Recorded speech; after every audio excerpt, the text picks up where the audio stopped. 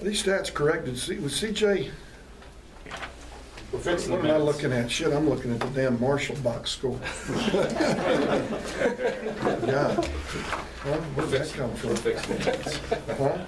Everything should be correct. I thought he had more than one field goal. I thought, God dang. You know? Hadn't had a chance to look. Man, 1 second.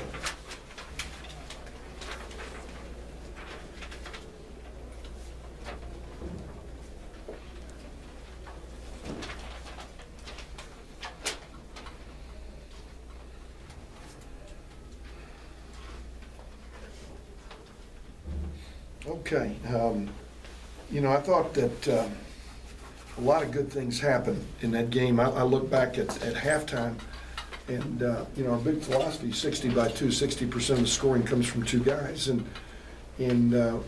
Sims, Lewis, and Goosey. Goosey's averaging 18.5 over in his conference play, and Lewis, their leading scorer, and Sims. You know, is about to be their all-time leading three-point shooter and averaging about 13. Those guys had 0 field goals between the 3 of them. Julian Washburn did an unbelievable job out front on a Goosey. His 3rd consecutive game where he's guarded a point guard at 6'8". And I can't tell you how hard that is to do, how great your feet have to be to do it. But he's initiating for us out front in a way that we haven't had our defense initiated from the guys behind. CJ appears to be really out of his funk and playing really well in terms of his decision making. He's stepping in with confidence, shooting the ball like we know he can shoot it. Our big guys, Matt Wilm has 8 boards. John Bohannon has 1 field goal in the first half, but doesn't get outside of himself. Doesn't start, you know, turning it over, trying to do too much, and has a really nice 10 minutes to start the second half. Vince Hunter is a shaky first 2 or 3 minutes, plays outstanding from that point on. Created some offense off of defense, which is starting to happen for him. He's starting to recognize there's baskets by playing really hard on the defensive end, coming through passes, and just getting better and better. It was nice to get Hooper, Tevin, Jake, and Aaron extended minutes tonight because we're going to need them as we proceed. And I was glad that Aaron could finish the game. He's sure he's a little nervous. First time he's been out there that many people in his life, and you know, he made a mistake first time he touched it in the first half, but I thought settled down and played better in the second half. Julian Washburn is playing really well right now, and in all areas, defensively, offensively, has just been terrific. So. It's fun to come to practice right now. I think our fans, I sense, really liked what they're seeing in terms of their energy in the building. It was great to see that many people come out and respond to a team in serious transition right now. We're not out of the woods. And let me tell you, there are going to be nights where they're saying, "What the hell's going on? You're not doing anything." Could happen. But as long as we continue to play inspired on the defensive end, you know, it gives us a chance. We're doing some nice things right now on both ends. 10 turnovers is a great stat. You get the sense that your locker room is they've responded well together, that they're just even more together after? I absolutely do. I think the first couple of games it was in fear. You know, we better get together, or it's going to get really ugly. You know, insecurity, I would say, drove some effort. Okay. But we're getting better, more cohesive offensively. And Julian's doing a great job as a secondary ball handler to CJ, something that probably most people wouldn't notice, but we don't have another ball handler out there. Jake Flaggart, you know, he doesn't do much in the first half. The game doesn't get worse. It gets better when he gets in there because he doesn't turn it over and is making solid plays, and then he, you know, makes a couple plays in the second half.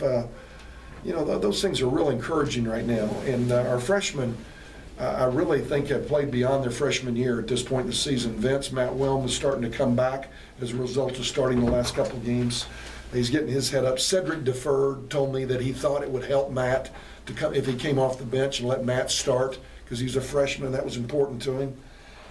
You know, you see a play there with Hooper Vent late, gets the ball off the board. You know, he hadn't scored much himself. He hadn't played much. He hadn't played in 3 games.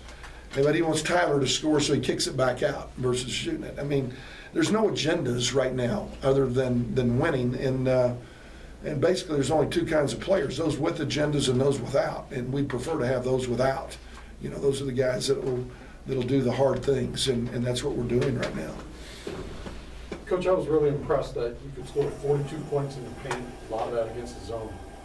Yeah, you know, this little offense that Phil Johnson stuck out there for 6 minutes, the shoot around before Marshall, it really helped us. Really helped us. It's allowed us to play 3 big guys, and it's been effective. And we used it for about a 7-minute stretch in the second half and just kept laying it up. It's been really good. You had mentioned about having Jones in there for the rest of the game. Kind of talk about what you've been doing to kind of keep them so that they can catch up with the rest of the team. Well, you know, there's no substitute for a little game experience. You know, Bob Stull recruited him, and he had to be embarrassed about his first 2 possessions as a minor. You know, as an air ball and a turnover. But I think he should feel better that he played better the last 6 or 7 minutes. You know, he can go through practice. But, you know, when you're playing in front of 400 people in a high school game and you've been playing football, you don't have basketball legs. You know, basketball is a much more demanding sport than football because we don't have a huddle. You don't get to huddle for 35 seconds. You know, you have to react. You have to actually think and play on your own. You know, those things are all new to him right now, and particularly against better, you know, higher level athletes. So You're not smiling, those Coach. minutes will really help him. Those You're not minutes, smiling. what's that? You said you're not smiling when you say that. Oh no, it's so true. It's so true. And so how do you feel that he did today? You know, I thought he did just fine, just fine. I thought those minutes were really big for him there at the end. You know, they were full court pressing, and you know, you're thinking, okay, he got a chance to spit this, you know, but he didn't. He didn't against press there in the second half. Did a nice job. He just got to get us into play without turning it over. He just got to get us into a defense. You know, he goes out there and fouls late at 80, 75 feet. We don't want to do that. It's just stuff that, you know, that we'll continue to emphasize and show him film, and you know, hopefully he'll get a little better, you know.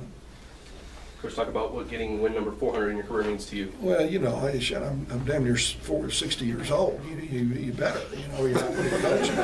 You know, you're not going to be coaching anywhere. You know, you'd be at another level. You know, you ought to compile a few wins along the way. Players dumped Gatorade on him. They Yeah. go ahead and missed the layup, though he didn't get his head. He just got the Yeah, I'm shirtless under here, which would be a really ugly sight if I hadn't had this job. Do you remember Coach's 400th win? I do. I was here for I think 3 and 4, and in fact I have one of those game balls. He sent me one of those game balls. I can't remember which one it was, 400 or I have it in my office at my house, you know, and it's one of my prized possessions. But you know, we've had really, really good players, and we got some really good players right now that are emerging. And you know, and if our guards can play at this level, we got a chance to win a few more games down the stretch here. Early thoughts on La Tech? La Tech, is that who's next, or is it Rice? I don't even know. I swear I don't even know. La Tech. That's my alma mater. I wrote the coach a letter last week telling him I'm proud of what he's doing with our alma mater. You know, he was a guy that was in my basketball camps at the University of New Orleans. His dad was the athletic director at Tulane. He's done an incredible job in a short period of time. I haven't seen him play. I'm just watching the wins. You know, I haven't had a chance to look at him. But the scores are right. You know, they're scoring 80, they're giving up 60. The scores are indicative of a team that's guarding you know, and playing very, very hard. And you know, so I'm really, really happy for him. And he's a young guy whose future is incredibly bright. And their best player's got him Appleby, who understands hurt right now. But they've had a couple other kids step up and do well. In fact, one of them, a big guy, is from John Bohannon's high school, who's, I think, leading our league in block shots at 3.7 a game. That's about all I know. Yeah, haven't watched him, but we will here pretty quick. All right, Thanks, guys. thank you. Locker room's open.